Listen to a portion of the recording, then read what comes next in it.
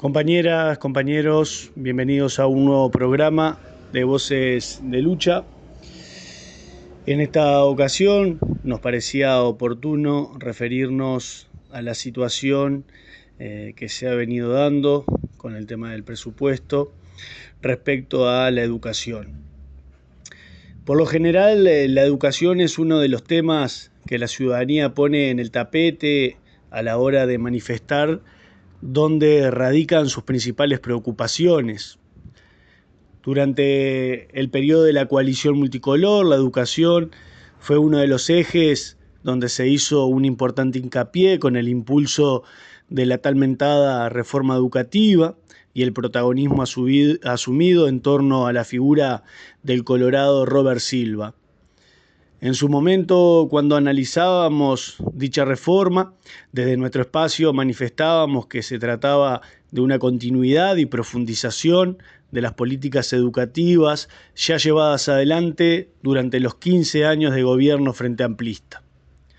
En esencia, la reforma brindaba una profundización de lo anterior, acompañada de un brutal recorte en cuanto al presupuesto otorgado. En ese sentido, nos parece interesante realizar un análisis teniendo en cuenta las siguientes aristas: el contenido de las políticas educativas, el presupuesto destinado a la educación y el rol que han jugado y juegan los gremios y sindicatos vinculados a la enseñanza.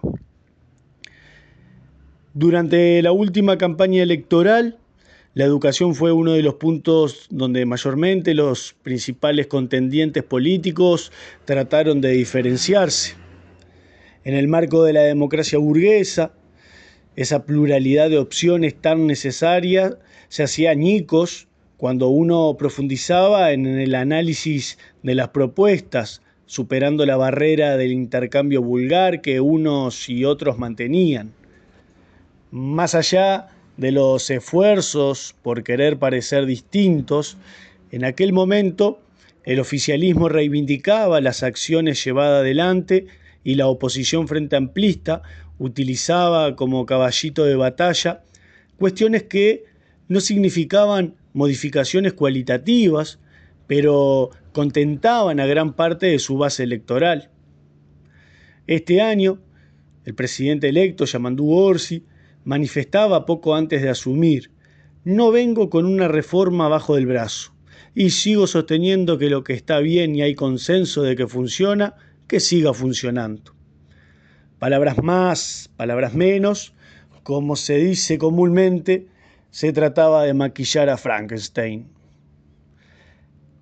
Las promesas del Frente Amplio, tanto en campaña como ya siendo gobierno, han girado sobre todo en torno a la participación de los involucrados en la educación, algo que notoriamente fue atacado por parte de la coalición durante su gobierno.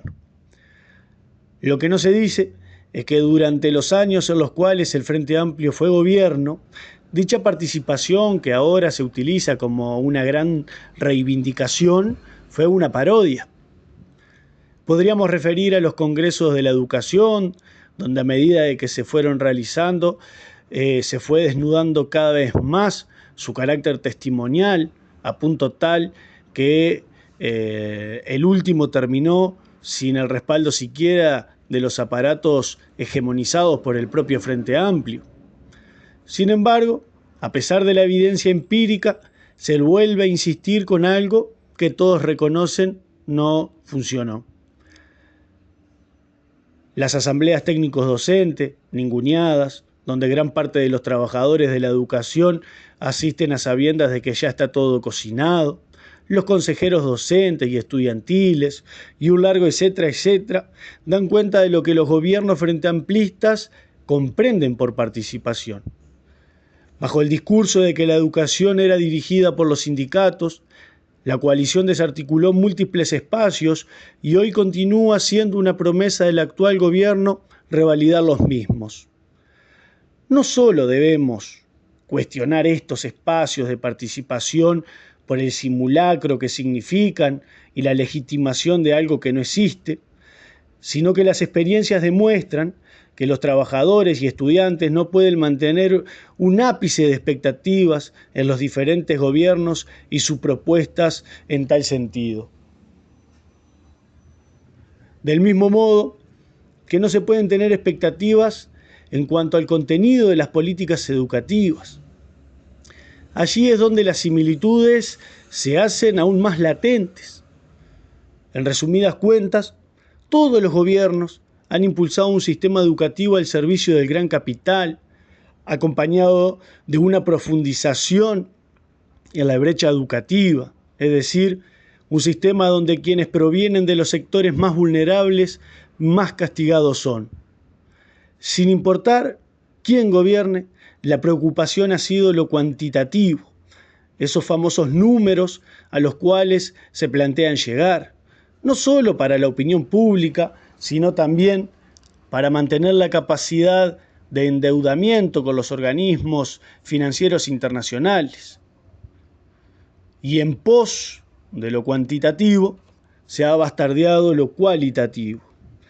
En general, el objetivo es formar ciudadanos capaces de satisfacer las demandas del empresariado, que sean capaces de resolver cuestiones básicas, abiertos a los cambios, que no son más que la flexibilización y la precarización laboral, en fin, poder cubrir esa demanda de mano de obra barata que exige un país que sobre todo tiene para ofrecer empleos chatarras en una economía orientada al servicio.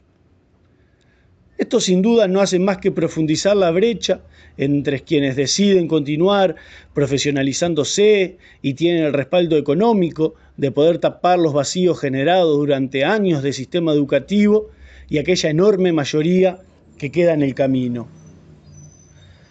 Eso no se cuestiona y en eso hay total acuerdo. Por más que en apariencia se pretenda hacer olas de algunas mínimas modificaciones, volvemos a repetir, se pretende maquillar al monstruo. Nada más que eso. De este modo es sencillo comprender por qué gran parte de aquellos que son escupidos por el sistema educativo, desertando o con rezago, provienen de los famosos quintiles más pobres. Para con ellos, el asistencialismo. Ese que pretende acariciarles el lomo y hacer aras de sensibilidad social con algún bono o alguna beca, que sabemos al Estado no le mueve la aguja a los números macroeconómicos. No son más que tratar de generar las condiciones mínimas para quienes luego serán el ejército de reserva de una clase explotadora que exprimirá hasta la última gota de sudor. Y en eso, gobierne quien gobierne, hay total acuerdo. Todo este planteo ideológico en cuanto al papel que debe desempeñar la educación viene acompañado de un presupuesto paupérrimo para la misma. En otras intervenciones hemos analizado las características generales del presupuesto actual, que no difieren en esencia de cada presupuesto de cada gobierno de turno. Privilegios y sometimientos respecto al gran capital y migajas para la clase trabajadora y sectores populares para el mantenimiento mínimo de condiciones de sobrevivencia. El presupuesto educativo uruguayo ha bordeado el 5% del PBI en los últimos años, con una caída del 4.6% en los peores años de la pandemia. En campaña electoral, el Frente Amplio volvió a prometer el 6+1% para la educación. Lo atestigua así su programa de gobierno, lo cual claramente no puede generar ninguna expectativa. Si en una coyuntura económica favorable, como la que le tocó gobernar en gran parte de esos 15 años anteriores, no destinaron los recursos necesarios para al menos paliar las nefastas condiciones de estudio y trabajo de los trabajadores y estudiantes.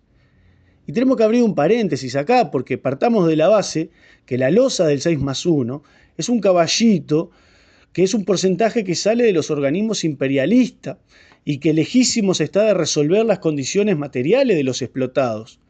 Menos aún van a cumplir en un contexto de casi estancamiento económico. Lo contemplado por el presupuesto actual es tan ridículo que la propia burocracia sindical ha tenido que salir a declarar que la aguja se movió muy poco, en lo que respecta al final del quinquenio, a tal punto de que se ven obligados a manifestar la proyección de un presupuesto continuista con el anterior. Podríamos estar largo y tendido analizando las cifras para llegar a la misma conclusión. Se hable de la ANEP, se hable de la UDELAR, de la UTEC, etcétera, etcétera. Se pidió tanta plata, se le destinaron migajas. Lo mismo aplica para todo lo que implica recursos en salud, vivienda, ajuste y más ajuste sobre áreas sensibles para la clase trabajadora y sectores populares en beneficio del gran capital. Como el juego político lo permite, luego de discusiones en el seno del Parlamento sobre los recursos destinados, ahora salen legisladores del oficialismo a manifestar que luego de enormes esfuerzos se destinarán mayores recursos al presupuesto educativo, entre otros. No es más que la continuidad del reparto de miseria para los explotados y las ganancias aseguradas para los explotadores. Ahora bien, ¿se podía esperar algo diferente? Para nada. La política económica, gobierne quien gobierne, está garantizada. Para con la burguesía, sometimiento, exoneraciones, subsidio, pago de los intereses de la deuda externa, etcétera, etcétera. Para las enormes mayorías de nuestro pueblo, pagar el festín de estos parásitos. Ahora bien, frente a este escenario de continuidad de las políticas educativas y de un presupuesto de ajuste, se hace necesario analizar cuál es el papel que cumplen las grandes organizaciones de masas, y en este caso particular nos interesa recaer sobre los gremios estudiantiles y sindicatos de la educación. Lo primero que se debe tener en cuenta como punto de partida es que estos espacios se encuentran totalmente cooptados y hegemonizados por el Frente Amplio, algo que claramente sucede desde hace décadas. Por ende, la función de estas organizaciones no es otra que la de actuar como polea de transmisión de los intereses frente amplistas.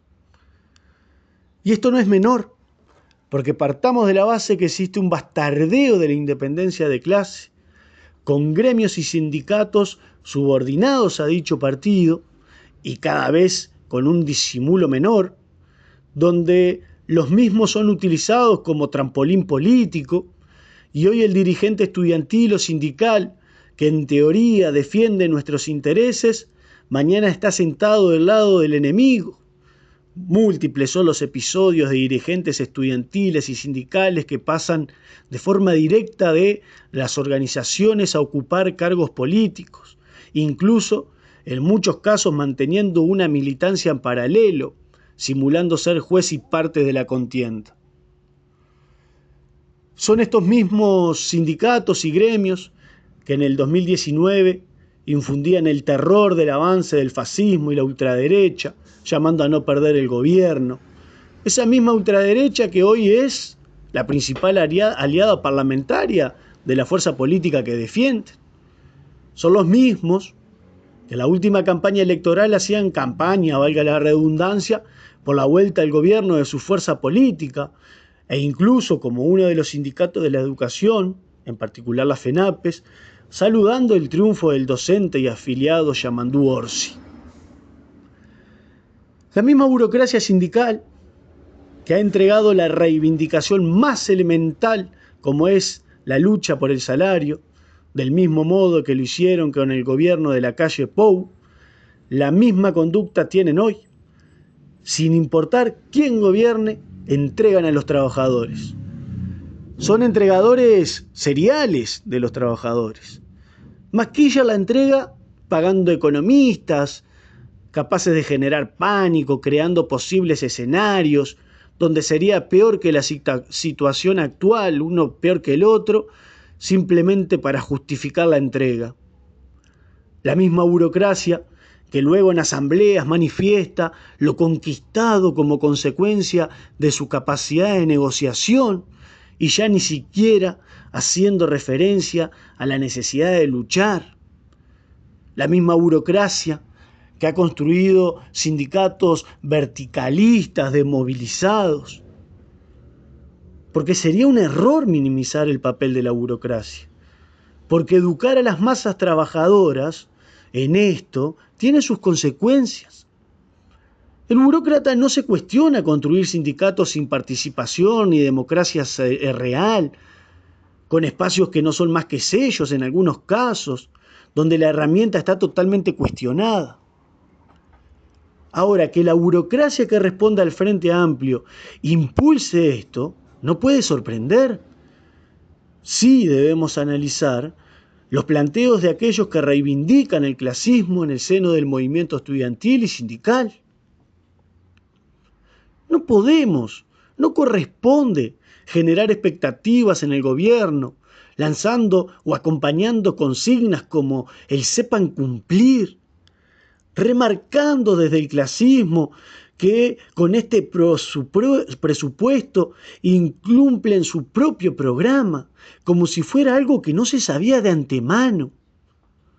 El gobierno tiene la palabra, otra consigna, depositando la gestión de la burocracia la posibilidad de conseguir alguna migaja.